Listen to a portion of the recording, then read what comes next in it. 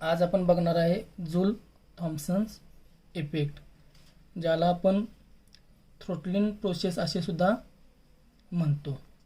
So यामध्ये हा effect बघत असताना किंवा जूल थॉम्पसन एक्सपेरिमेंट बघत असताना त्यासाठी एक सिम्पलेस्ट स्कीमॅटिक डायग्राम आपण बघणार आहे.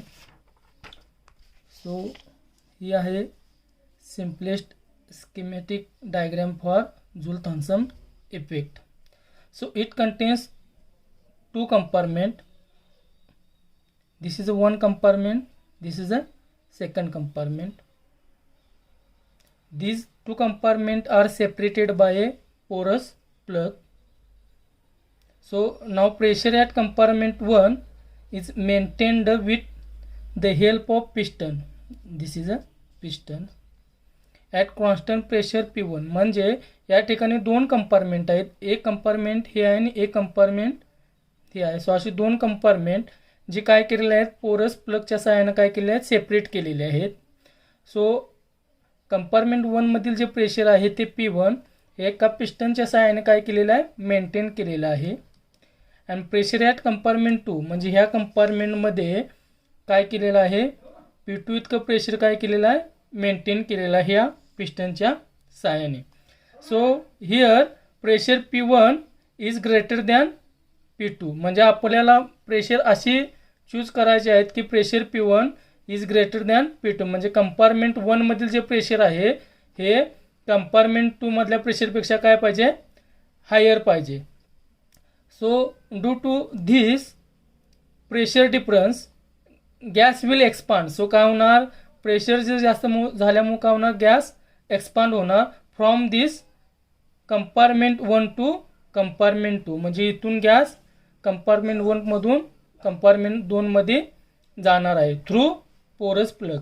का, कारण पोरस प्लग थ्रूच त्यांना काय करावं लागेल, जावे लागेल, कारण त्यांना दुसरा कुठलाही मार्ग नाही. सो कंपार्टमेंट 1 मधला गॅस एक्सपांड होऊन कंपार्टमेंट 2 मध्ये जाईल through porous plug. Here porous plug is nothing but bunch of tiny holes. So यामध्ये काय आहेत, टायनी होल्स आहेत. So that gas is allowed to pass through this tiny holes from compartment 1 to compartment 2.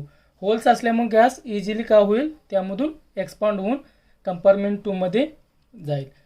So this whole arrangement is done as there is no exchange of heat between system and surrounding. ही जी system आहे या सिस्टीमच्या जी साईडला जी surrounding आहे, so there is no heat transfer from system to surrounding और सराउंडिंग टू सिस्टीम.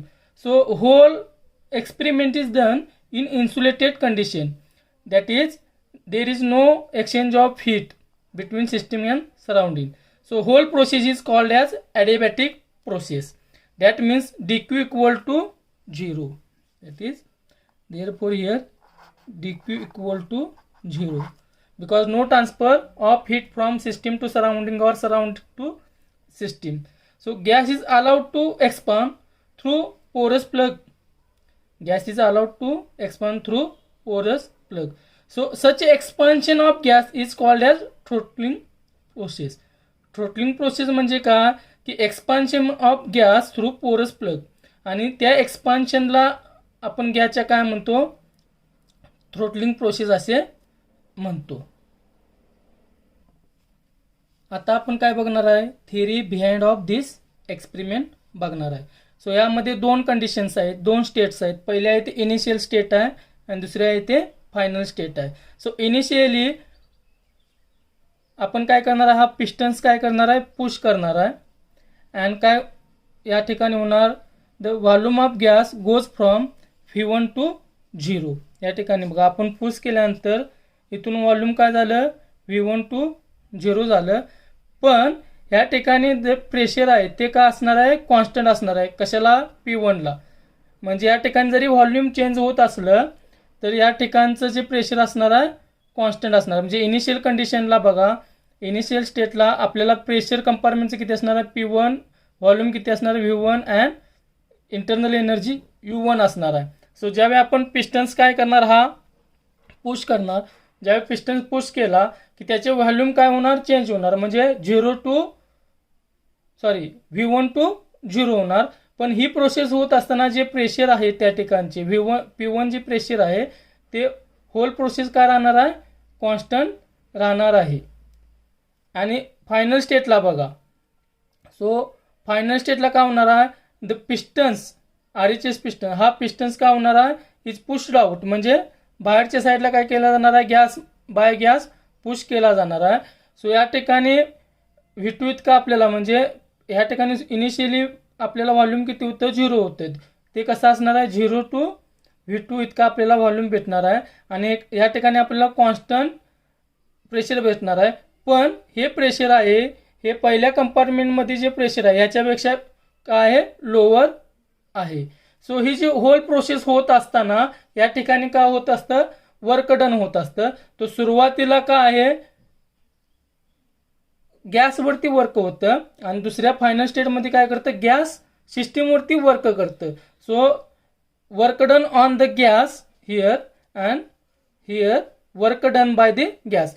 सो आता आपल्याला काय करायचं आहे, होल प्रोसेस होत असताना टोटल किती वर्क डन झालेलं आहे ते काय करायचं आहे, फाइंड आउट करायचं आहे. Now total work done throughout whole process is given by total work done W आपण म्हणू इक्वल टू का असणार आहे, इंटिग्रेशन P1 dV. सो ह्याची लिमिट काय असणार आहे, V1 टू 0, कारण ह्या ठिकाणी जे व्हॉल्यूम चेंज झालेलं आहे ते कसं झालेलं आहे, V1 पासून 0 झालेलं आहे. सो लोअर लिमिट V1 असणार आहे, अप्पर लिमिट 0 असणार आहे, plus integration over P2 to P2 dV. आता ह्या ठिकाणी व्हॉल्यूम काय असणार आहे, 0 टू V2 असणार आहे. सो वर्क डन बरोबर काय असणार बघा, या ठिकाणी P1 as it is integration of dV V आणि त्याची लिमिट V1 टू 0 प्लस याचं इंटिग्रेशन काय असणार, P2 कॉन्स्टंट, dV काय असणार आहे, dVचं इंटिग्रेशन V आणि त्याची लिमिट 0 टू V2. सो हे आपल्याला काय मिळणार बघा, P1 0 minus V1 plus P2 V2 minus 0. So हे टोटल काय आलं, 0 minus P1 means zero minus V1 means minus V1. So काय आलं, minus P1 V1 plus P2 V2. So total work done throughout this process is given by minus P1 V1 plus P2 V2. Now according to first law of thermodynamics, according to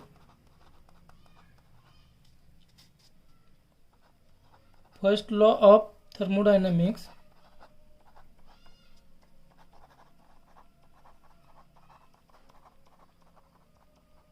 आपल्याला काय आहे, dq equal to du plus w. So dw.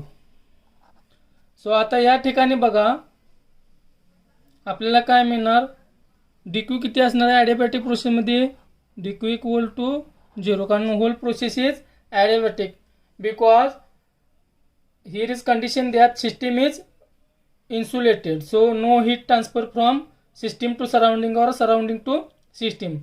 So change in Q is का असणार आहे, जो म्हणजे change in heat का असणार आहे 0. So dq equal to 0. So आपण कसं लिहू शकतो बघा,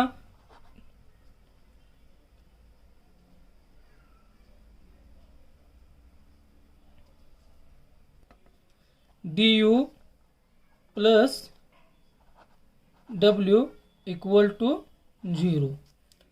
सो आता या ठिकाणी बघा du किती असणार आहे, इनिशियल इंटरनल एनर्जी U1 आहे आणि फायनल इंटरनल एनर्जी U2 आहे. So U2 minus E1 is du, म्हणजे difference in internal energy. So कशी दिली जाणार, U2 मायनस U1 प्लस आपल्याला टोटल वर्क डन किती मिळालं आहे, minus P1 V1 plus P2 V2 equal to 0. So आपण हे असं पण लिहू शकतो बघा, U2 plus V2 equal to U1 plus P1 V1. That is U plus PV equal to constant. U plus PV equal to constant. So हे फक्त initial आणि फायनल स्टेट साठीच काय आहे, परफेक्ट बसतं. U plus P V equal to constant म्हणजे initial कंडिशनला आणि फायनल कंडिशनला. So enthalpy is conserved. So U plus P V is constant. That means U plus P V is called as enthalpy. So enthalpy equal to constant. So here enthalpy is conserved. That is, the process is isenthalpic. That means enthalpy is constant throughout during throttling process. So H equal to constant. Now that is dH equal to what? एखाद्या कॉन्स्टंटचं derivative किती असतं, 0 असतं. So change in enthalpy का असणार आहे, 0 असणार आहे. कारण इनिशियल स्टेटला जेवढंच एन्थाल्पी असणार आहे तेवढीच का असणार आहे फायनल स्टेटला. म्हणजे throughout throttling process enthalpy अजिबात चेंज झालेली नाही. म्हणजे एन्थाल्पी काय राहिली, कॉन्स्टंट राहिली. So enthalpy is conserved and the process is called as isenthalpic. नाव आपण ह्या ठिकाणी एचच्या ठिकाणी काय पुट करू शकतो, U plus P V. So D of U plus P V equal to 0. So आता हे एक्झॅक्ट डिफरन्शिएशन असल्यामुळे आपण कसं लिहू शकतो, D U plus P D V plus V D P equal to 0. But according to first law of thermodynamics D U plus P D V equal to काय असतं, वो डी क्यू असतं. पण according to second law of thermodynamics D Q बरोबर काय हो, T D S. So आपण D U plus P D V equal to काय लिहू शकतो, टी डी एस लिहू शकतो. सो हे इक्वेशन काय होणार, T D S plus V D P equal to 0. या इक्वेशनला आपण ए म्हणू.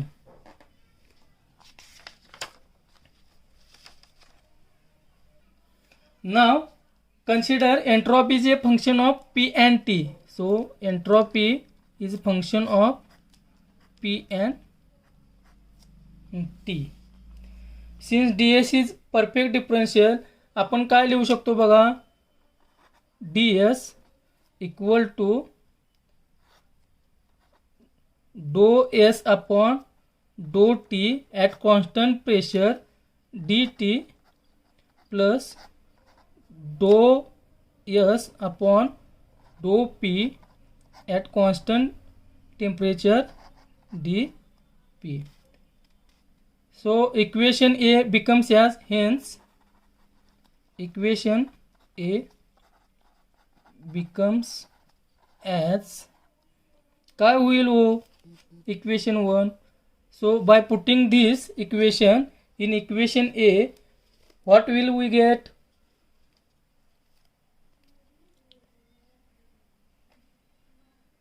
T. फक्त काय करायचं आहे, इक्वेशन ए मध्ये डी एचच्या ठिकाणी फक्त ही व्हॅल्यू काय करायची आहे, पुट करायची आहे. सो काय येणार, टी डो एस अपॉन डो T at constant pressure D T plus do S upon do P at constant temperature D P plus V D P equal to 0.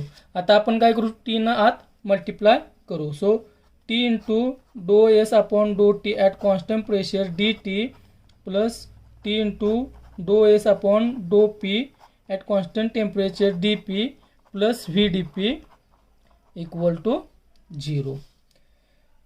So आता आपल्याला माहीत आहे की T into dou S upon dou T at constant pressure is written as T into dou S upon dou T at constant pressure. या ठिकाणी T constant आहे, आपण हे कसं लिहू शकतो बघा, T डो एस. सो T डो एसचं कसं लिहू शकतो, डो क्यू अपॉन डो T at constant pressure. Do Q upon डो T. So do Q upon डो T at constant pressure is called as CP. Here CP is called as molecular specific heat at constant pressure. म्हणजे constant प्रेशरला जे molecular specific heat आहे ही कशी दिली जाते, डो Q upon डो टी ॲट कॉन्स्टंट प्रेशर दिली जाते. सो यानंतर आपण एक थर्मोडायनामिक रिलेशन वापरणार आहे, मॅक्सवेल्स थर्मोडायनामिक रिलेशन. काय आहे ते, now by using Maxwell's thermodynamic relation, that is dou V upon dou T at constant pressure equal to minus dou S upon dou P at constant temperature. आता हे minus sign आहे, आपण ह्या साईडला लिहिलं तरी चालेल. सो काय येणार, आपण अरेंजमेंट चेंज करू, जे रिअरेंज करू इक्वेशन. सो काय येणार, do S upon do P at constant temperature equal to minus do V upon डो T at constant pressure. So by using this equation in this equation, म्हणजे हे equation आपण काय करू, ह्या इक्वेशनमध्ये पुट करू. सो आपल्याला काय मिळणार हो, हे बरोबर काय झालं हो, CP झालं. हे बरोबर काय आलं, CP. So CP into D T, हे बरोबर काय CP मायनस आपण काय करणार आहे, डो S upon do P at constant temperature ठिकाणी काय करणार आहे, हे पुट करणार आहे. सो मायनस टी, कारण हे मायनस साइन इथं आलं, डो व्ही अपॉन डो T at constant pressure D P equal to काय आलं, sorry plus V D P equal to 0 आलेलं आहे. सो आता या ठिकाणी बघा, ह्या टर्म दोन टर्म्स आपण काय करू, RHA साईडला घेऊ. म्हणजे काय होणार हो, CP into D T equal to काय येणार, हे मायनसचं काय होणार plus. So T do V upon डो T at constant pressure D P plus minus V D P. इकडं प्लस आहे, इकडे गेल्यानंतर मायनस होणार. सो आता आपण काय करणार, यातून काय कॉमन काढू शकतो आपण, डी पी कॉमन काढू शकतो. सो काय येणार, CP into D T equal to T into do V upon डो T at constant pressure minus V into D P. पण आपल्याला काय पाहिजे या ठिकाणी, आपल्याला पाहिजे आहे D T upon D P. काय पाहिजे आहे, D T upon D P. So D P upon D P काय होणार, डी टी ह्या ठिकाणी आहेच. सो इकडे डी पी मल्टिप्लायमध्ये आहे, ह्या ठिकाणी आल्यावर काय होणार, डिवाइड होणार. आणि या ठिकाणी CP मल्टिप्लायमध्ये आहे, इकडे आल्यानंतर काय होणार, डिवाइड होणार. सो आपल्याला काय फायनल इक्वेशन भेटणार, टी डो व्ही अपॉन डो T at constant pressure minus V divide by CP. हे फायनल इक्वेशन भेटणार आहे. बघा, D T upon D P equal to T into in bracket do V upon डो T at constant pressure minus V divide by CP. And this is the expression that gives the change in temperature dt of a gas during throttling process, where pressure difference between two sides of porous plug is dP. That means dt is change in temperature of gas during throttling process. म्हणजे throttling process होत असताना जे टेम्परेचरमध्ये change होणार आहे, हा कशाने दिला जातो, डीटीने दिला जातो. and dP is the pressure difference between two sides of पोरस प्लग, म्हणजे कंपार्टमेंट 1 मध्ये जे प्रेशर असणार आहे आणि कंपार्टमेंट 2 मध्ये जे प्रेशर असणार आहे, ह्या दोन्हींचा काय असणार आहे, हा डिफरन्स असणार आहे.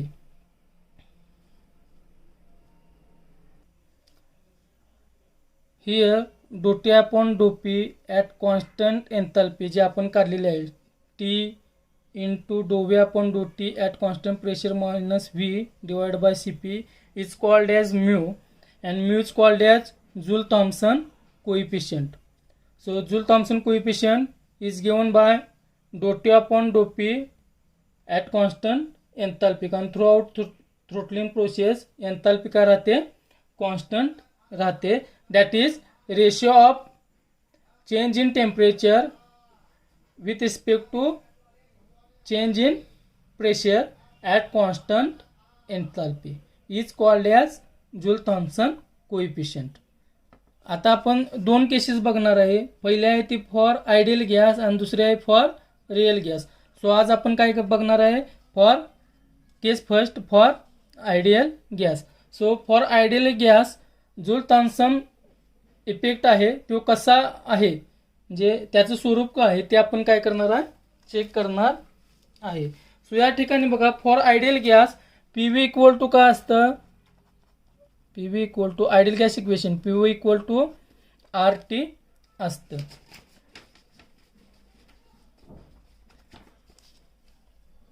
सो आपल्याला हा फॉर्म्युला वापरून काय करायचा आहे, डी टी अपॉन डी पी म्हणजेच म्यूची व्हॅल्यू म्हणजेच कोइफिशियंट Joule-Thomson कोइफिशियंट काय करायचा आहे, फाइंड आउट करायचा आहे.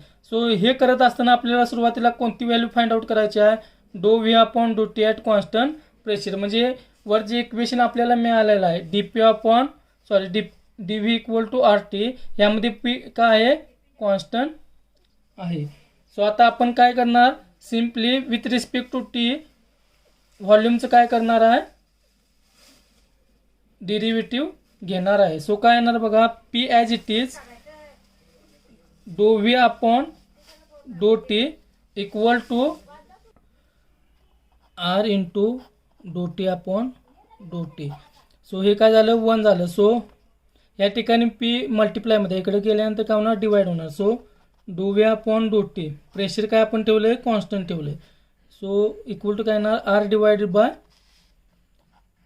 पी येणार, R divide by P. So by putting this value in this equation आपल्याला काय मिळेल बघा, D T upon D P equal to T into R divide by P minus V divide by C P.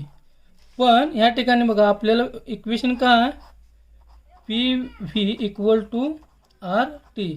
So या ठिकाणी व्हीची value काय येणार, R into T divide by P. So R into T divide by P म्हणजे ह्या hole टर्मची value किती झाली, V झाली. सो का आपल्याला भेटलं बघा,